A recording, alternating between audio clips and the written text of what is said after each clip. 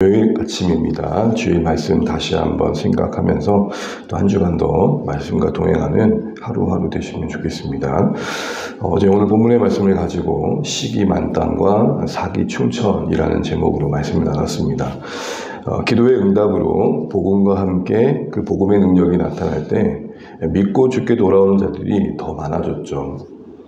이런 모습을 보고 시기했던 성전 권력자들이 사도들을 가만히 두지 않고 옥에 가두는 내용이 오늘 본문에 기록되어 있습니다. 교회가 점점 그 영향력을 펼쳐가고 복음이 확장되어 갈 때 사도들을 잡아두었던 성전 권력자들처럼 악한 자는 교회가 잘 되는 것을 그냥 지켜만 보고 있지 않는다라는 것들을 한번 생각해 봤습니다. 여전히 지금도 악한 자는 다양한 방법으로 또 모든 상황을 기회 삼아 교회를 무너뜨리는 시도들을 끊임없이 가는 겁니다. 교회 밖으로는 교회를 핍박하는 것으로, 또 안으로는 우리의 탄심을 자극하고 또 서로의 갈등을 부추겨서 교회가 어지럽게 하는 것이죠. 그래서 우리는 속으면 안 된다라는 생각들을 늘 해보게 됩니다.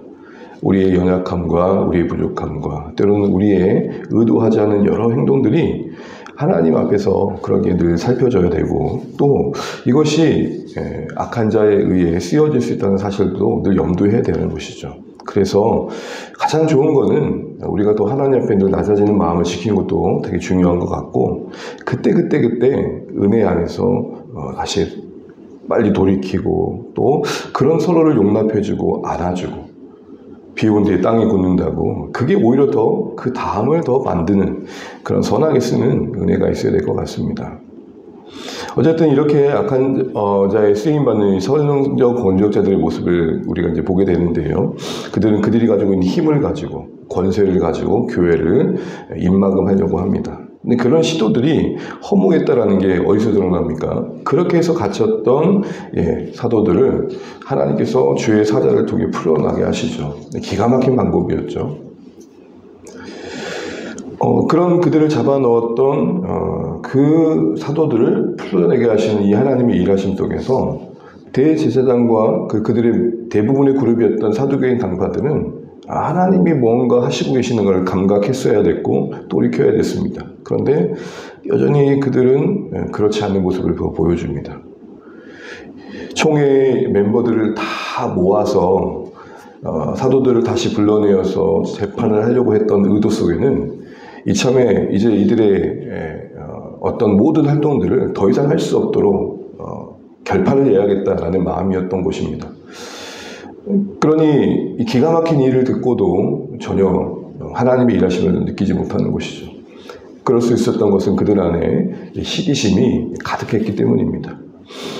누구보다도 매일 3번 이상의 기도의 자리에 함께 있고, 누구보다도 제사 자리에 있었고, 또 그 제사를 주관하는 사람들이었습니다. 누구보다도 성전 가까이 있었던 사람들입니다. 그러나 하나님과 가까워지지 않았죠. 오늘날도 교회 일을 하고 있지만 하나님과는 거리가 멀리 있을 수 있습니다.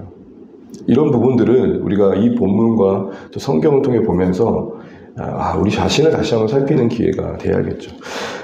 누구보다도 목사 저 자신이 가장 이 말씀 앞에서 두려움과 떨림을 가져야 될 것입니다.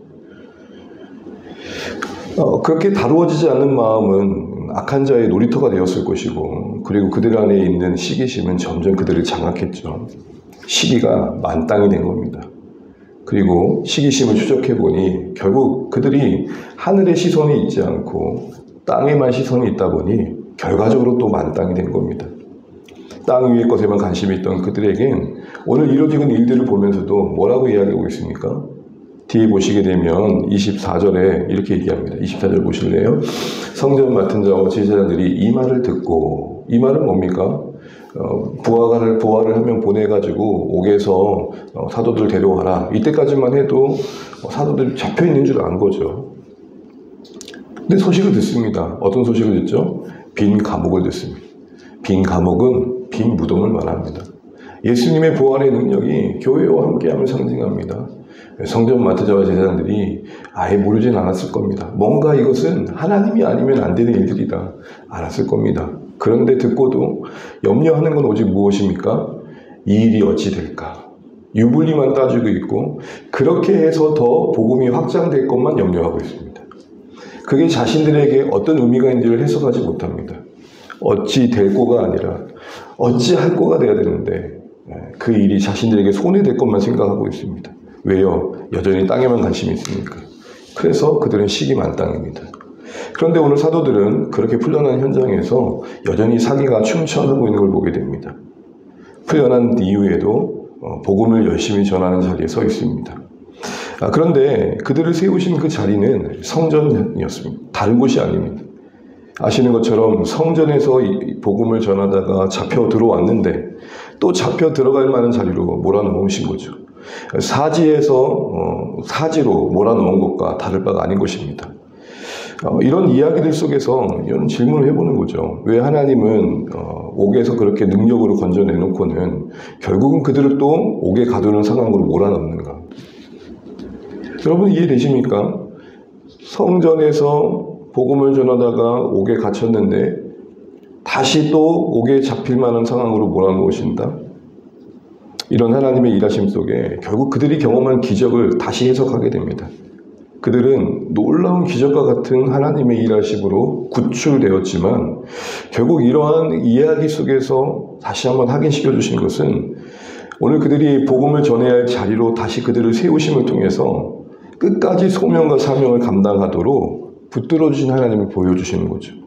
야, 우리 하나님 옥에 갇힌 상황에서도 이렇게 건져내시는구나. 거기에 있지 않다는 겁니다. 마술사 하나님이 아니라 그런 그들이 있어야 할 자리에 다시 세우심을 통해서 결국 그들을 통해 이루어져야 할 하나님 나라가 이루어지게 하시는 신실하신 하나님. 그 기적을 사건을 통해서 그 신실하신 하나님께서 사도들의 생애 속에서 그들이 해야 될 증거의 사명을 다하기까지 책임져 주시는 하나님. 사랑하는 주안의 가족 여러분, 우리 모두 이 사실에 우리의 인생을 붙들어 매시면 좋겠습니다. 우리 그냥 죽지 않을 겁니다. 우리에게 허락하신 사명 다하게 하시기까지 붙들어 주실 것이고 그 가정 속의 여러 우여곡절 속에서도 오늘 기적과 같은 이 구조의 능력으로 동일하게 함께해 주실 것입니다. 교회가 약속받고 있는 하나님의 은혜입니다. 그러니 우리 사냐 죽느냐가 고민이 아니라 살든지 죽든지 주와 함께가 고민이 되면 좋겠습니다. 그것도 그렇게 볼 수 있는 것은 그렇게 결국 성전에서 전하고 있을 때 예측했던 대로 또 잡혀갑니다. 여기서도 의문이 드는 건 놀라운 능력으로 풀어주신 하나님은 왜 또 이 순간에는 가만히 계신가라는 거죠. 우리도 살아가다 보면 하나님의 축복이라고 그렇게 찬미했었는데 곧 다시 그 축복이 우리에게 고난일 때가 있잖아요. 많습니다. 기도의 응답이라고 다 좋아했는데 그 기도의 응답이 했던 결과들이 오히려 그들의 생애에 힘겨움을 줄 때가 있어요. 뭘로 설명할 수 있을까요? 이해할 수 없는 하나님의 역사를 이렇게 우리는 보게 됩니다. 차라리 축복을 주시지 않았다면 더 좋았을 텐데 라는 생각이 들 정도로 도무지 이해할 수 없는 상황에 우리가 거할 때가 있습니다. 그 답답함에 하나님을 원망하기도 합니다. 그런데 오늘 정작 그 상황에 던져진 당사자인 사도들은 어떤 반응을 보입니까? 그 안에서도 오히려 더 능력받음을 기뻐하고 또 갇혔을 때에도 그들은 증거자가 되고 있습니다. 옥 안에 있는지 옥 밖에 있는지 다시 잡혀갔는지는 그들에게 중요한 문제가 아닌 것을 보게 됩니다. 여전히 그들은 증인이었고 그 안에 어쩔 수 없이 당할 수밖에 없는 어려움이 하나님 앞에 자신들이 합당한 자로 여겨지고 있다는 사실 때문에 기뻐하고 있습니다. 바로 이런 안목과 시선이 이들이 하늘에 가까이 있다는 증거이고 결국 그것이 그들의 사기를 꺾지 못했던 것입니다. 사랑하는 주안의 가족 여러분, 우리 다시 한번 이 사실을 보면서 우리 자신의 신앙관을 점검해 보면 좋겠습니다. 우리에겐 축복이 있고 또 축복 아닌 게 따로 있지 않은가.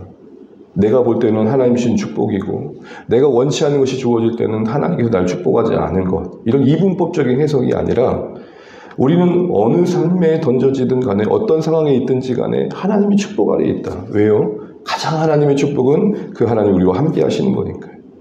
그래서 바울이 이야기했던 권면처럼 항상 기뻐하고 범사에 감사함이 쉬지 않는 기도 속에서 경험되어져가는 우리 삶이 되면 좋겠습니다. 기도가 하는 일이 뭡니까? 하나님의 관점으로 하나님의 시선으로 우리 삶을 자꾸 바라보게 하는 것입니다. 그래서 햇살이 우리 온 땅을 비춰서 대지를 따뜻하게 보듬어 주시지 하나님의 선하신 그 빛이 우리를 비추고 있다는 것을 잊지 않는 겁니다. 어제 중고등부 청소년부에서 나눴던 내용들 중에 제법 많이 나왔던 게 꽁 안경이더라고요. 그 쬐까만한 안경이 꽁을 못 날게 했습니다.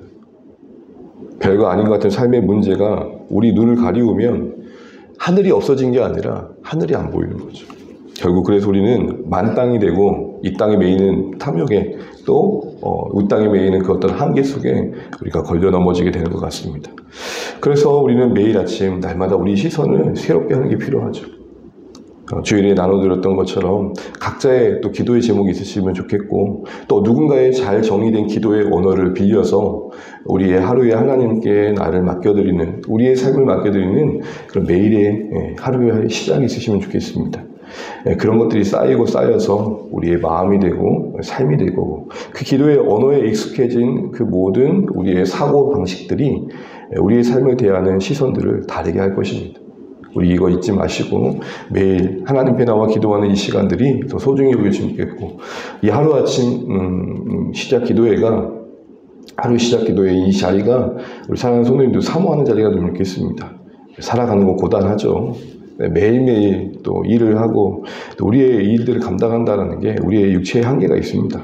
그래서 누군 목사님 그러시더라고요. 기도하려면 영역보다 체력이 좋아야 된다고. 체력이 언제 오면 기도의 자리에 와서도 좋다고. 우리 모든 게 여러분 한계가 있지만 오늘 25년에는 이 자리에 더 많은 분들이 하나님 때문에 나오면 좋겠습니다. 누구누구 생각에서 나와야죠. 이게 아니라 오늘도 내가 하나님 없이는 살 수 없기 때문에 나옵니다.